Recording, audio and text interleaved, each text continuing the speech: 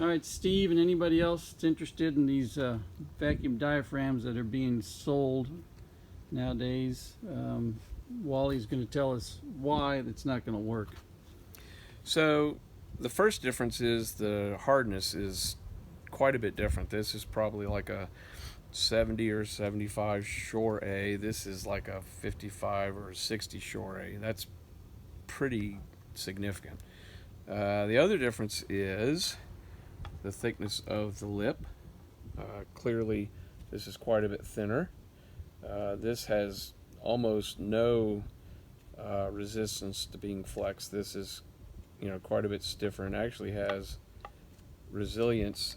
So if you push on it, it pops back. This does also, but because it's so flimsy, it just doesn't completely make it back. The other difference is the lip profile. This has a very gradual lip, and as you can see, when I flex it, the whole lip angle flexes. Well, that's going to create a lot of friction. This one in turn has a kind of a heel that is perforated, which will allow lubricant to get trapped and hold, and then the sealing lip on it is quite a bit shorter and more pronounced, so you're not going to create the same friction on this as you would with this. In addition, you've got the lubrication grooves. You'd mentioned the rubber profile was not uniform. Well, thickness, on this maybe? one here, you'll have a hard time seeing. I can feel it. Like right here, there is a ridge, and so like right here, it's non-existent, and then right there, there's a big chunk.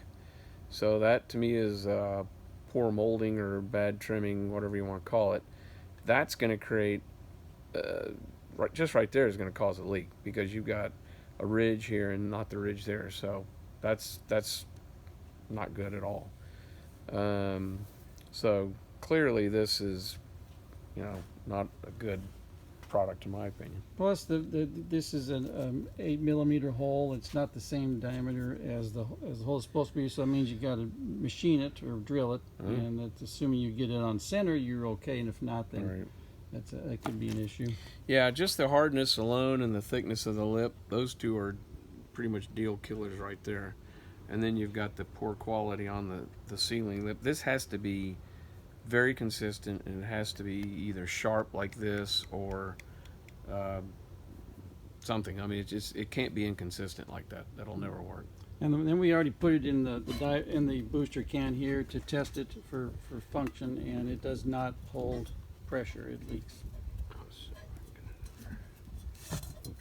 And that's another indication right there. It should not go in that easily.